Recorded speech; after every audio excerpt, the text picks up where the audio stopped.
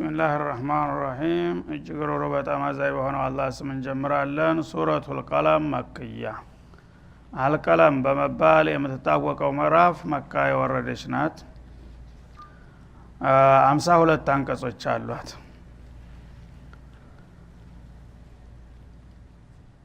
وهي تعنى بأصول العقيدة والإيمان የመካ ሱራዎች እንደተለመደው በእምነት ነጥቦች ላይ ነውና የሚያጠነጥኑት እሷም እንደቢጤዎቿ በእምነት ነክ ነጥቦች ላይ ልዩ ትኩረት ትሰጣለች ይችላል። ወቀርተናወለት هذه السورة 3 مواضيع أساسية ሶስት አበይት የሆኑ ነጥቦች ላይ ልዩ ትኩረት አላት። አንደኛ موضوع الرسالة የረሱል አለይሂ ሰላቱ ወሰላም ተልእኮን በተመለከተ እንዴት እንደተላኩና ሲላኩ ምን አይነት ችግሮች እንዳጋጠሟቸው ታስቃኘናለች ማለት ነው። ወሹበህ التي اثرها كفار مكة እሳቸው በተላኩና ስራቸውን በጀመሩ ጊዜ የአካባቢ ጣዖታውያን በሳቸው ተልእኮ ላይ ምን ያህል መሰናክልና እንቅፋት እንደፈጠሩባቸው ታሳየናለች ማለት ነው። ቂሶቱ አስሐቢል ጀና ከዛ ቀጥሎ ሁለተኛው ነጥብ አስሐበል ጀና አንድ ልዩ አትክልት የነበራቸው ግለሰቦች ነበሩ። እነሱ በዛ በአትክልታቸው የማይገባ ነገር በመስራታቸው አላህ እንዴት እንደተበቀላቸው ታሳያለች ለታሪክ ማለት ነው። እና ሶስተኛ አልአኺረቱ ወአህዋሉሃ ወሸዳኢዱሃ የሰው ልጅ በዚች ዓለም ላይ የፈለገውን ያህል ሰርቶ አውርቶ ተሯሩጦ ነገ መክሰም አይቀርም፣ ወደ ቀጣው ዓለም ይሸጋግራል። ያኛ ወደፊት የሚጠብቃቸው ዓለም ምን ይመስላል፣ ምን ያስፈልገዋል የሚለውን ጥያቄ ትመለከታለች ማለት ነው። እና አበይት ነጥቦቿ እነዚህ ሶስቱ ናቸው። ابتدأت السورة الكريمة بالقلم على رفعة قدر الرسول صلوات الله وسلامه عليه በመግቢያው በቃለ መሐላ ትጀምራለች። እና በዚህ በቃለ መሐላ የነብዩን አለይሂ ሰላቱ ወሰላም ማንነትና ምንነት ለመግለጥ አላህ ምሎ ታላቅ ሰው መሆናቸውን ይመሰክርላቸዋል ማለት ነው። ثم تناولت موقف المجرمين من دعوة رسول الله صلى الله عليه وسلم አላህ ያላቃቸውና የመረጣቸው ታላቅና ወደር የሌላቸው ሰው ከመሆናቸው ጋራ ያልታደሉት ወገኖቻቸው ግን ሙሽሪኩል አረብ ምን ያህል እንደተተናቆሏቸውና ተቃራ እንደፈጠሩባቸውም ታስገነዝበናለች ማለት ነው። ثم ضربت مثلا لكفار مكة في كفرانهم نعمة الله العظمى አላህ ታላቅ የሆነ ጸጋ የሰጣቸው የመካ ካህዲዎች ያንን ጌታ የሰጣቸውን ጸጋ በማመስገን ፈንታ በመካድና በማስተባበላቸው አላህ ምን ያህል እንደተቀየማቸው ታሳየናለች ማለት ነው። ثم قارنت السورة بين المؤمنين والمجرمين በአማኞችና በጠማሞች መካከል ያለውን ልዩነትም ታስገነግማለች። وتناولت السورة الكريمة القيامة وأحوالها በመጨረሻም የቂያማ ቀን ጉዳይ በሷ ዙሪያ የሚከሰቱ ነገሮች አሳር መከራዎች ምን እንደሆኑ ታስገነዝባለች ይላል ማለት ነው። وختمت بأمر الرسول بالصبر على أذى المشركين በመጨረሻም ነብዩ አለይሂ ሰላቱ ወሰላም በርካታ መሰናክሎች ቢያጋጥሟቸውና ጥላቶቻቸው ቢፈታተኗቸውም መበገር እንደሌለባቸው ጥርሳቸውን ነክሰው ተልኳቸውን ዳር ማድረስ እንዳለባቸው በመምከር ታጠቃለላለች። እና እንግዲህ ባጭሩ ዋና አበይት ነጥቦቿ እነዚህ ይሆናሉ ማለት ነው። ኑን አላሁ አዕለሙ ቢሙራዲህ ቢዛሊክ ቃለ መሐፀር የሚከፈትባቸው ምዕራፎች በርካታ ናቸው። ይህች የመጨረሻዋ ናት ማለት ነው። አሊፍ ላም ሚም ከሚለው ጀምሮ በአሊፍ ላም መልክ በጧሲም በሐሚም በሷድ ያሲን ጧሃ በመሳሰሉ ቃለ መሐፀራቶች ሐዋሚሞችም እንደዚሁ አልፈዋል። ስለዚህ አላህ Subhanahu Wa Ta'ala አንዳንድ ምዕራፎች ላይ በፊደላት ይከፍታል። እነዚህ ፊደላት ፊደል እንደመሆናቸው የራሳቸው የሆነ ግልጽ ትርጉም የላቸውም ማለት ነው። ፊደል ነው። ቃለምን አንድ ነገር ሐሳብ የሚያስተላልፈው አረፍተ ነገር ሲሞላ ነው። እና አረፍተ ነገር ካልሆነ ወይ ስም ነው ወይም ሐርፍ ነው ወይም ፊዕል ነው የሚሆነው ማለት ነው። እና እነዚህ ህሩፎች ናቸው። በአንድ ሐርፍ ኑን ለምሳሌ ቃፍ ሷድ የሚለው በአንድ ፊደል ብቻ ተጀምረዋል። ሌሎቹ በሁለት ፊደል እነ ያሲን እነ ጧሲን የመሳሰሉት እና ሐሚምም እንደዚሁ በሶስት ፊደል የተጀመሩ አሉ እና አሊፍ ላም ሚም የመሳሰሉ በአራት ፊደል የተጀመሩ አሉ እና አሊፍ ላም ሚም ራን የመሳሰሉ በአምስት ፊደል የተጀመሩም አሉ ሐሚም አይሲን ቃፍ የሚለውንና ጧሃ እሱ ካፍ ያ አይን ሷድ የሚለው ከአንድ እስከ አምስት ፊደሎች ተገኝተዋል ማለት ነው። እና በእነዚህ መልክ አላህ Subhanahu Wa Ta'ala የጀመረበት ምንድነው በእነዚህ ፊደሎች የፈለገው በምንል ጊዜ በቀጥታ የፊደሎቹን ትርጉም መስጠት አይቻልም። ለምን አላህ Subhanahu Wa Ta'ala በፊደሎቹ ምን እንደሻባቸው እሱ ራሱ ነው የሚያውቀው ማለት ነው። እኛ ግን ቁርአን ሲባል ወይ ሙህከም ነው ወይ ሙተሻቢህ ነው በሱረቱል አሊ ኢምራን ራሱ እንደገለጠው ማለት ነው። ሚንሁ አያቱ ሙህከማቱን ሁነ ኡሙል ኪታቢ ወኡኸሩ ሙተሻቢሃት ይላል። እና ግልጽ የሆነው አረፍተ ነገር የሞላው ትርጉሙ ይታወቃል በልሳን አረብይ ሙቢን ነውና ማለት ነው። በፊደል ደረጃ ግን የተቀመጡ ነገሮች ትርጉም ሊሰጣቸው አይችልም በፍጡር ደረጃ። ለምን በተለምዶም ቋንቋው ለፊደል ትርጉም አይሰጥምና ማለት ነው። ፊደል ለፊደል ነው ተቀናብረውና ተደምረው ነው አረፍተ ነገር ሊወጣቸው የሚችለው። የተበታተኑ ፊደሎች ከሆኑ ግን ለእያንዳንዱ ፊደል የራሱ ትርጉም ሊሰጠው አትችልም። በዛ መልክ አላሁ አዕለም ብሎ ማለፉ ይመረጣል ማለት ነው። ግን በቀጥታ ትርጉም የማይሰጥ ነገር ለምን በቁርአን ውስጥ ይኖራል? ቁርአን ማለት አንድ ተልእኮ ያለው ነገር ነው። ስለዚህ ጭፍን የሆነና መልእክቱ ግልጽ ያልሆነ ነገር ለምን ይመጣል እንዳትል ያ የመጣበት ምክንያት በሌላ በኩል ተገልጿል ማለት ነው። እና በጊዜው የነበሩ ጥላቶቻቸው ወለው ሽና ለቁልና مثل هذا ይሉ ነበር። እኛ እኮ ምን ፈልግ ኑሮ እንደ መሐመድ ቁርአን ወረደልን ይያል የተለያዩ ቃላቶችን ያቀናበር እሺ እና ለዛ አባባላቸው እውነት እንደምትሉት ለመወዳደር ከፈለጋችሁ እሱም ያው የታወቁ ፊደሎችን ነው የሚጠቀመው 28 ፊደል ነው በአረበኛ የታወቀው። ከነዛ ፊደሎች ለምሳሌ እነኑን እነቃፍ እነሷድ እነሃ አይደሉም። እነዚሁኑ ፊደሎች ተጠቅማችሁ እናንተም እኮ ለመወዳደር የሱ አይነት ቁርአን ማንጣት ትችላላችሁ እና ከፈለጋችሁ አምጡ ብሎ እነሱን ለማፋጠጥ የተጠቀመበት ነው የሚለው ነው እንደ ምክንያት የሚቆጠረው ማለት ነው። ወልቀለሚ ወማ ይስጥሩን ለማንኛውም በቀለምና እንደ ጸሐፊዎች በሚዘግቧቸው ዘገባዎች እምላለሁ ኢላላ አላህ Subhanahu Wa Ta'ala። ዋዊቱ ወልቀሰምናት ወላሂ ኡቅሲሙ ቢልቀለም እንደማለት ነው። ቀለም ማለት ያው የሚጻፍበት ቀለም የእውቀት መሳሪያ ስለሆነ አላህ ክብር ሊሰጠው ፈለገ ማለት ነው። ቀለም የምላስ ጓደኛ ነው። ሰዎች እንግዲህ ተሌላ ፍጥረታት የሚለዩበት በሁለት ሙያቸው ነው ማለት ነው። አንደኛ በመላሳቸው በአንደበታቸው የፈለጉትን ሐሳብ መግለጥ ይችላሉ። ሁለተኛ ደግሞ ከቃልም አልፈው በጽሁፍ ሐሳባቸውን መግለጥ ይችላል።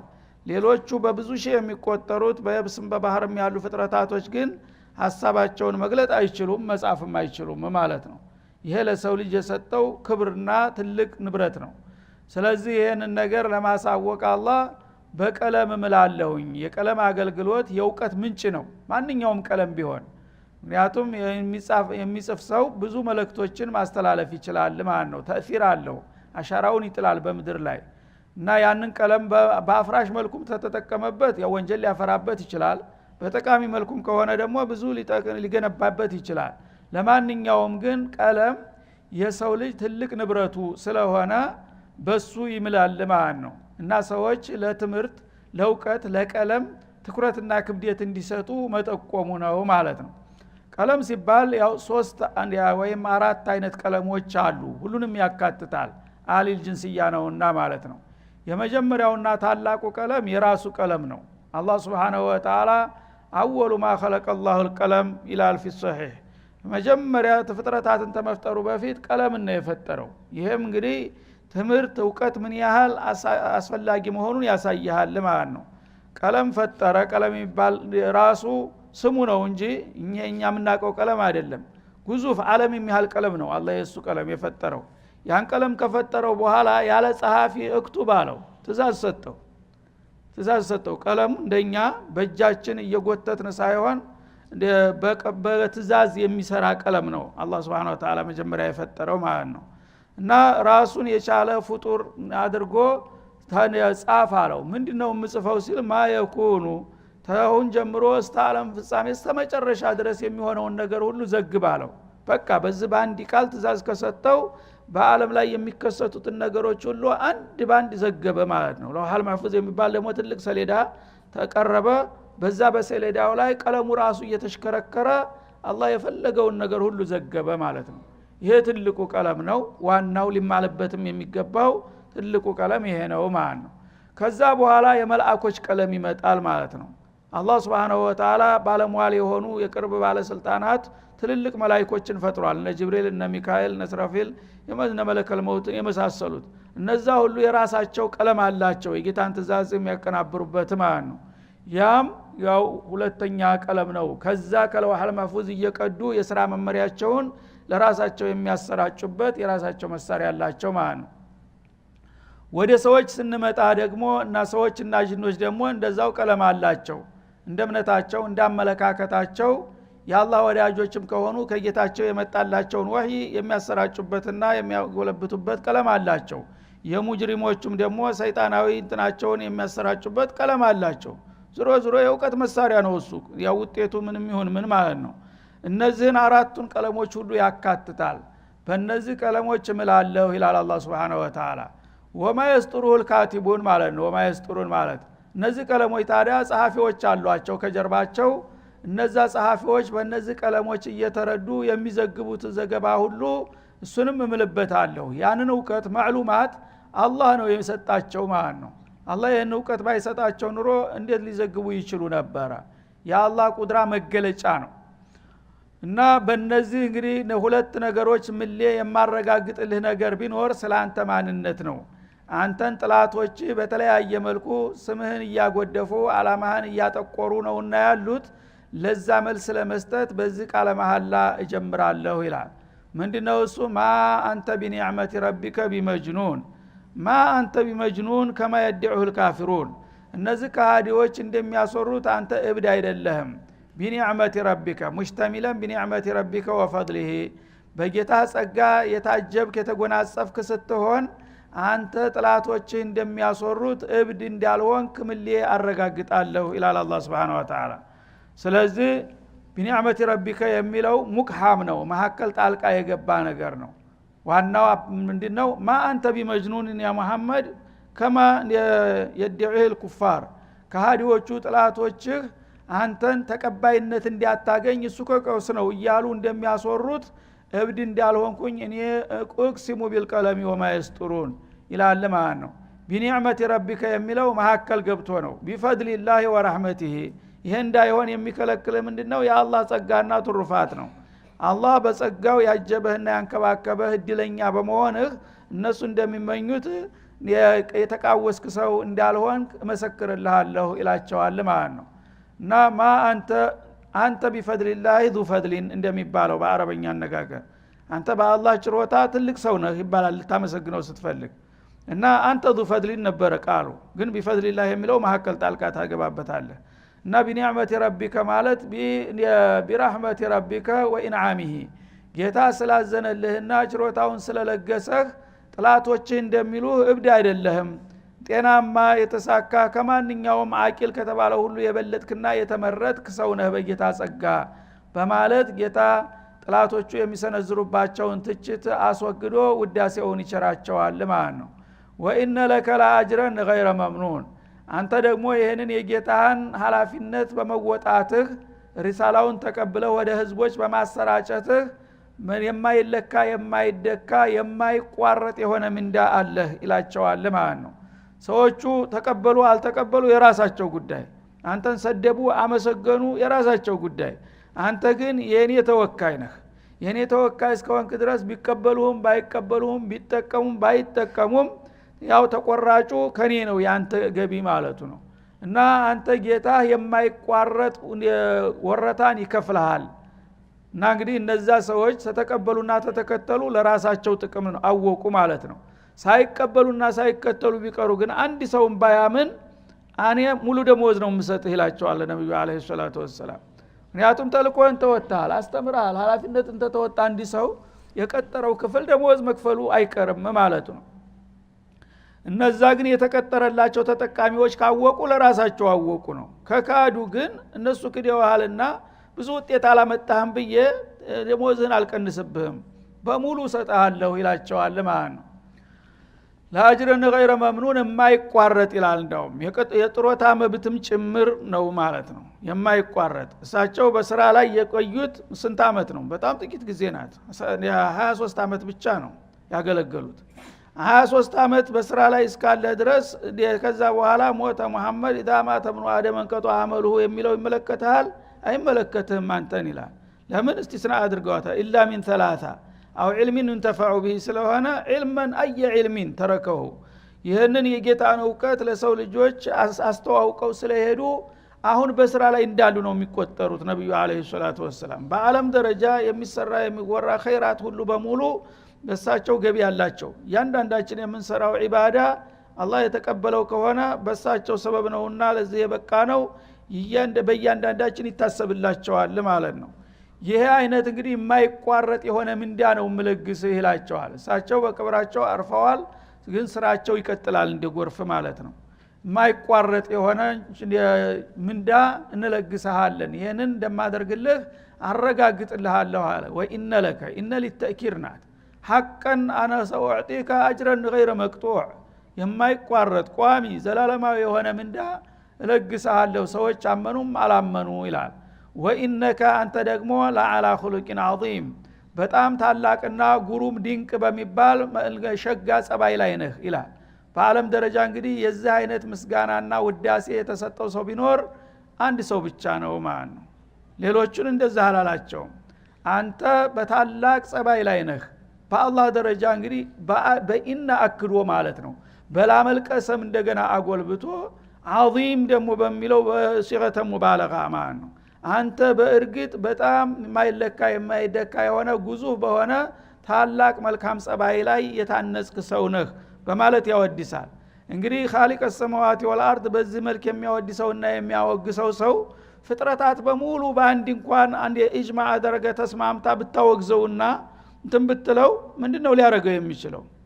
ምንም የሚጎዳቸው ነገር የለም።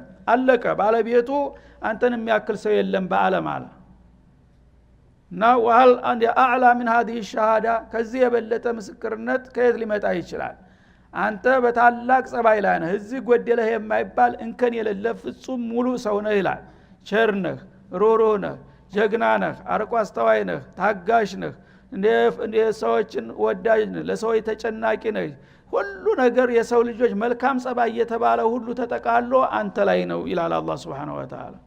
ይሄ ሁሉ ሆነህ ግን እንዲያልሆን ካርገው ገልብጠው የሚመለከቱ ካሉ መልካሙን መጥፎ ነው የሚሉ ካሉ ራሳቸውን ይጎዳሉ። አንተ ግን የፈለገው ቢያወግዝህና ቢኮንንህ እኔ ያቃለሁኝ በአንተ ላይ ምንም ቅር የሚያሰኝ ነገር የለም፣ በታላቅና በሸጋ ጸባይ ላይ ነህ። ይሄንን እንግዲህ እድል አላህ ሰጥቷል። በዚህ እድል እስከሰራህና እስከተንቀሳቀስክ ድረስ እኔ ደግሞ ሁሉ ጊዜ የማይቋረጥና የማይነጥፍ የሆነ ምንዳዬን እቸራለሁኝ ይላቸዋል ማለት ነው። ይሄንን እንግዲህ ካወቁ በኋላ እናንተም እነሱም ፈሰቱ ብሲሩ ወይ ብሲሩን ሁላችሁም ያው ተፋጣችሁ ነው ያላችሁት።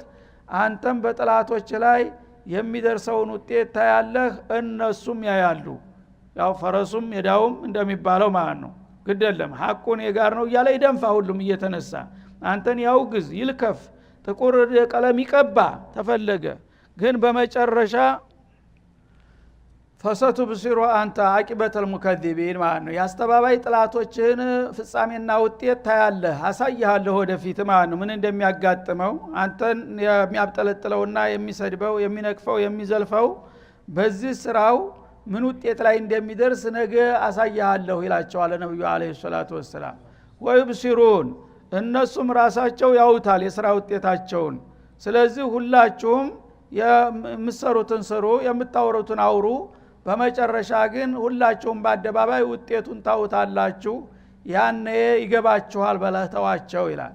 ፈሰቱ ብስሩ ወይ ብስሩን ቢአይኩሙል መፍቱን ከሁለት አንደኛችሁ ማንኛው የብደት በሽታ እንደተጠናወታችሁ ታውታላችሁ ያውታል ይላል ማለት ነው። እንግዲህ በእነሱ እይታ ነብዩን እንደብድ እንደሟርተኛ እንዳጭበርባሪ እንደውሸታም ይቆጥሩ ነበር ማለት ነው። ያ አዩሃ الذين نزل عليه الذكر ኢነከ ለመጅኑን ይባሉ ነበር ሱብሃንአላህ እንግዲህ በእነዛ ተራ ግመል እረኞች እዚህ ግባ የማይባሉ ነገሮች ናቸው እነሱ አቀለናስ ሆነው እንደገና ሰውን ሲፈርጁ አንተ ቁርአን ተወርዶልኛል የምትለው አወናባጆ ይሶይ እንዳልከው ነብይ ሆነ ሳይሆን አንተ እኮ አምሮ የተቃወሰ እብድ ነህ ይሏቸው ነበር ማለት ነው አላህ ምን አለ እብዱ ማን እንደሆነ ነገታ ያለህ ግድ የለም አለ ሱብሃንአላህ እብዱ አንተ ትሆን ወይስ እሱ አሳያቸዋለሁ ውጤቱን ይላል ማለት ነው እና ቢአይኩሙል መፍቱን ማለት ቢአይኩም ፈተነሁ ኢብሊስ ሸይጣን የሚጫወትበትና የሚያንገዋልለው ጅል ማን እንደሆነ አንተ ወይም እነሱ መሆናቸውን ነገ ሁላችሁም የምታውት ይሆናል ውጤቱን ዛሬ ግን አፍ ያለው ሁሉ የፈለገውን መለፍለፍ ይችላል ማን ይከለክለዋል ያው ቂጣ በቀደዳፉ የፈለገውን መዘላበድ ይችላል ማለት ነው ከዛ በኋላ ግን እንደተባለው እብድ የሚሆነው አንተ ወይ እሱ መሆኑን ነገ እናሳያቸዋለን እዛው መድረኩ ላይ ትገናኛላችሁ ኢላላ አላህ Subhanahu Wa Ta'ala ኢነ ረበከ ያንተ ጌታ هو አዕለም እሱ ተሁሉም በላይ አዋቂ ነው ቢመን ضل عن سبيله ከሱ መንገድ የተሳሳተውን ለጦሪቀ ነጃት የመዳኛውን አቅጣጫ መስመር ዘሎ ወደ ውድማ ወደ ጉርቢያ የወረደውን ሰው ማን እንደሆነ አቃለሁኝ ወሆ አዕለሙ ቢልሙህተዲን ቀናውን መንገድ ይዘው ደግሞ የመዳኛውን አቅጣጫ የሚጓዙትንም ሷሊሆችንም ምን ያውቃለሁኝና ስለዚህ ሁላችሁም እኔ ያቸንፍ ብትናከሱ ያ የመናከሻው ጊዜ ያልፋል ከዛ በኋላ ግን ማን ነው በትክክለኛው መንገድ ላይ ያለው ማን ነው መስመር ጥሶ ገደል የገባው የሚለውን እኔ ውሳኔ ሰጣለሁኝ ያ የውሳኔ ቀን ሲደርስ ሁላችሁም ታውታላችሁ ውጤቱን ይላል ማለት ነው በመሆኑም እንግዲህ እነዚህ ጥላቶችህ የተለያዩ ስሞችን እየለጠፉ ማንነትን እያከፉና እያጎደፉ ሰው እንዳይቀበልህና እንዳይከተልህ ዘመቻ ሊከፍቱ እንደሚችሉ ነው በዛ ተጽዕኖ አንተ እንዳትንበረከክ فلا تطيع المكذبين እነዚህ አስተባባዎችን ያሉህን ነገር አትስማቸው እነሱ ስሜን ያጠፋሉ እንዳልበላ እንዳልዘራ ያደርጉኛል ብለህ ለነሱ ፍላጎት እንዳትንበረከክላቸው የፈለጉትን ይለፍልፉ አንተ ግን ስራህን ቀጥል ዝም ብለህ ማለት ነው ወዱ ለውቱ ድህኑ ፈዩድህኑን እነሱ በተለያዩ ፕሮፓጋንዳዎች እያዋከቡ አንተ ያንን ነገር ፈርተህና ተሸማቀህ ለዘብ እንዲትላቸውና ከነሱ ጋራ ለመስማማት እንድትሞክርላቸው ይፈልጋሉ ይመኛሉ እና እነሱ ከዓላማ አንድ ያሰናክለው ተውሂድን እንዳታስተምርና የነሱን ውሸትና ጣዖት እንድትደግፍላቸው ይመኛሉ ያን ብታደርግላቸው እነሱም ለዘብ ሊሉና ለአንተ ሊግባቡ ያስባሉ ይላል እንደዚህ ነው ካፊር መንገድ ማሳሳት ነው ስራው ማለት ነው እና አንተ ሐቁን ነገር ትተህ ለዘብ ብለህ ከሱ ጋር ተቻችለህና ተመሳስለህ እንድትኖር ይፈልጋል ያን ካደረክ ደግሞ በዛ አንፃር እሱም ደግሞ ለአንተ አክብሮት ይሰጣል ባጢልን ስለተቀበልክ ማለት ነው በሐቁ ላይ ፍርጥም ብለህ ተቆምክ ግን በምንም አይነት ሊግባባ አይችልም ማለት ነው ታላማ ተለቀክ ግን ያለያያችሁ የነበረ አንተ ሐቅን ስለያዝክ ባጢልን ስለያዘ ነበረ ሐቁን ተተህ ወደሱ ገሸሽታልክለት ግን ተሳካለት ማለት ነው ተተሳካለት የዛ ጊዜ ተግባብታችሁ ልትኖሩ የምትችሉበት ሁኔታ ይፈጠራል ብለው ነው የሚያስቡት ማለት ነው አንተ ግን እነሱን ለማስደሰት ብለህ እኔ ጣልኩብን አላማትተህ ከካፊሮች ከሙሽሪኮቹ ጋራ ለመግባባትና ለመስማማት የምታጋድል ከሆነ መስመርህን استاهل ያ እንዳይሆን ጠንቀቅ ማለት አለብህ فلا تطيعهم ያሉትን ቢሉ አትስማቸው አትቀበላቸው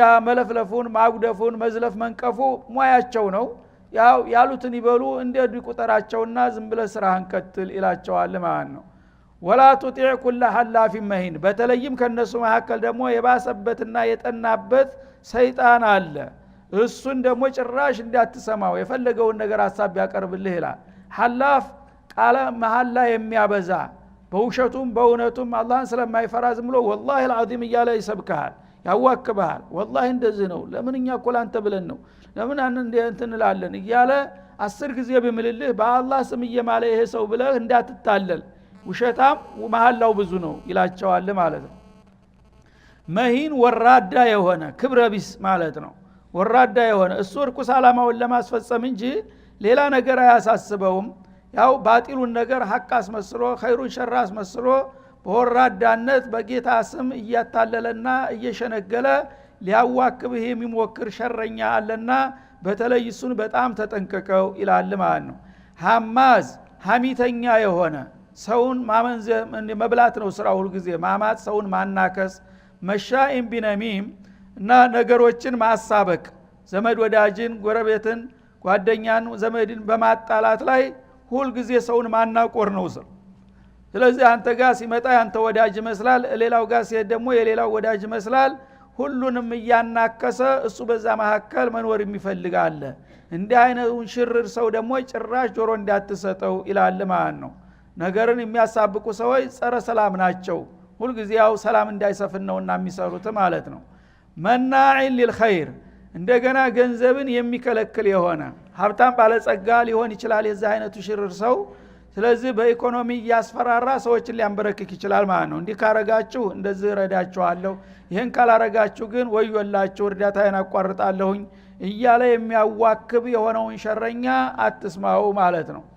ሙዕተዲን በሌሎች ላይ ደግሞ ደንበር የሚያልፍ ምንም ይሉንታ የሌለው እሱ የሚለው ነገር ካልሆነለት ርህራሄ የለውም፣ በማንም ላይ እርምጃ ለመውሰድ ጭራሽ ወደ ኋላ የማይል ነው ማለት ነው። አሲም ከሲር አልኢስም ወንጀሉ በጣም በርካታ የሆነ ወንጀል ስራ ሁልጊዜ ቋሚ ሙያው የሆነ ማለት ነው። ዑቱሊን ደረቅ የሆነ ደግሞ ርህራሄ የሌለው በጣም ደራቃና ገራራ ማለት የሌላን ሐሳብ የማይቀበል ግትር ማለት ነው። ባዕድ ذلك ከዚህ ሁሉ በኋላ ደግሞ ዘኒም ልጥፍ የሆነ ማለት ከጎሳው ከቤተሰቦቹ ዘር ያልሆነ ያው ጊዜ አንስቶት ነው እንጂ እሱ ህገ ወጥ ነው፣ የዲቃላ ልጅ ነው ማለት ነው። የዚህ አይነት ባለጌ አንተን መጥቶ ተጽዕኖ ሊያረግልህ አይገባም። አንካነ ዛማሊ ወበኒና ይህ ሰው እንግዲህ የዚህ ሁሉ መጥፎ ባህሪ ባለቤት ሆኖ በአንተ ላይ ተጽዕኖ ለማድረግና አንተን ወደሱ ለመሳብ የሚሞክረው ለምንድን ነው? ባለ ብዙ ገንዘብና ባለ ብዙ ልጆች ስለሆነ ነው። ተከበሩ ሰው አይፈሩ እንደሚባለው ማለት ነው። ኢዛ ቱትላ ዐለይሂ አያቱና የኛን ቀጾይ በሚነበቡና በሚቀረቡለት ጊዜ ቃል አሳጢሩል አወሊን ወትሮ ሰዎች ተረት ነው፣ እንቆቅልሽ ነው፣ ምንም ፋይዳ ያለው ነገር የለም እያለ የአላህን ቃል የሚያብጠለጥልና የሚያንቋሽሽ የሆነ ባለጌ ይህን አይነት ሰው ጭራሽ እንዲያትሰማው ሲል ያስጠነቅቃል። እና ወሊድ ኢብኑል ሙጊራ የሚባል ከበርቴ ነበረ። እሱ ነው በዚህ መልክ አላህ Subhanahu Wa Ta'ala ነብዩን ያስጠነቀቃቸው። ታሪኩ ትንሽ ዘርዘር ማለት ነበረበት፣ ጊዜው ስላለቀ ኢንሻአላህ ነገ እንደመነሻ አድርገን እንትን ልንለው እንችላለን። ወሰለላሁ ዐለ ነብይ ወኢላ ሊቃ